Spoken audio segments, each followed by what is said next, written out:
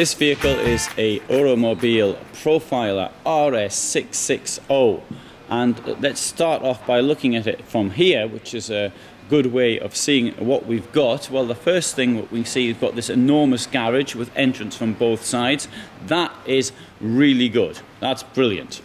But what is not so brilliant is the shape of the roof. You've got half of your roof is taken up by space which is used for the bed.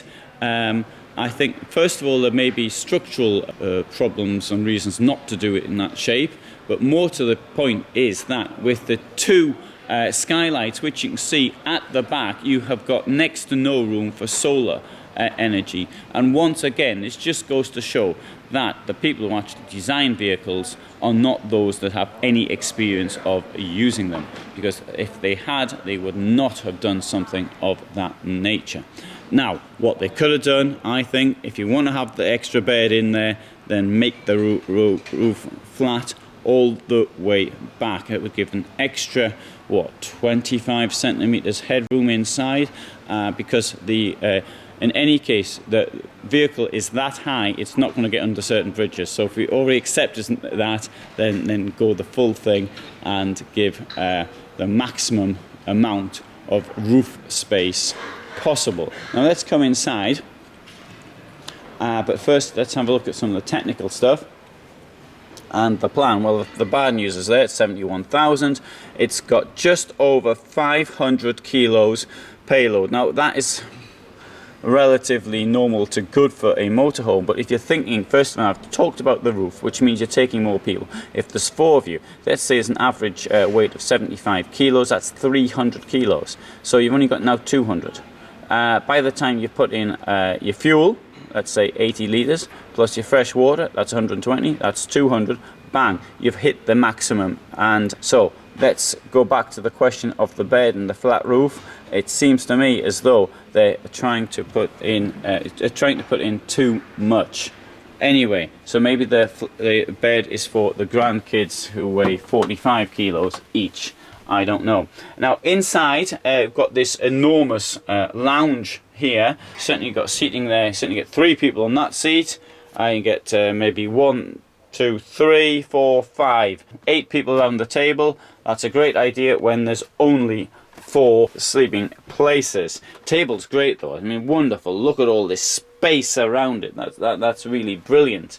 And coming towards the back, we've got a kitchen with plenty of chopping space and preparation space. Of course, you can do it at the table as I do, but if you don't want to do it at the table, you've got it here. Next to it is the bed. You've got steps up, which are easy to use, very well done. Under the bed, you've got a bit of hanging space. It's also useful for keeping empty boxes in. The bed itself is divided into 2 mattresses. Personally, I prefer 1 because you do tend to, here, put your weight down a bit too much. What I do for resolving it, I change the position of the mattresses periodically. In fact, you should even do that at home as well. I change them around so it doesn't all get worn down in one position.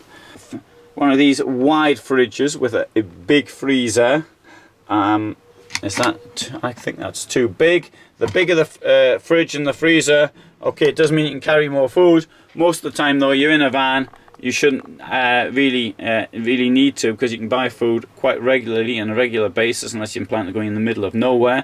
But if you're planning to go in the middle of nowhere, then you're going to need more space on the roof for the solar panels.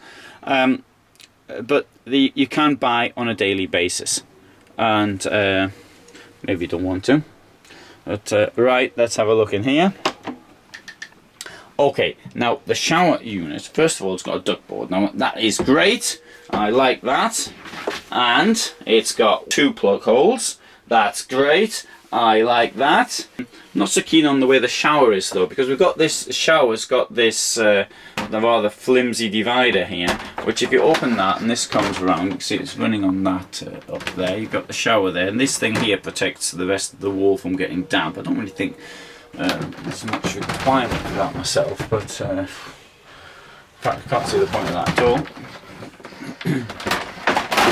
On the other hand, there is a curtain on this side, and wouldn't a curtain have just been a better idea if you want, for whatever reason, to protect the other side. There's a window in the toilet, so you can actually be here in the toilet and look out the window. Actually, I quite like that one, although I think that's possibly a minority opinion that Mr. EuraMobil and I share in common.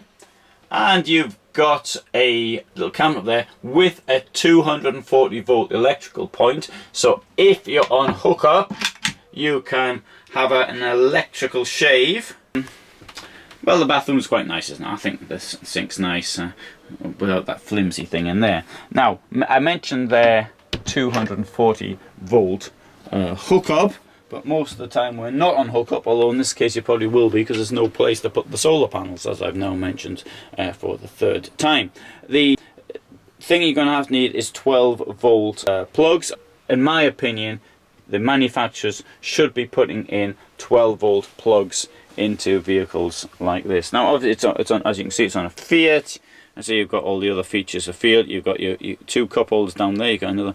The passenger's got a choice of 2 types of beer to be drinking while driving, while the driver can only have 1 type of beer. And it's a very good vehicle to drive, this one. It's really light. I really like the Fiat engine.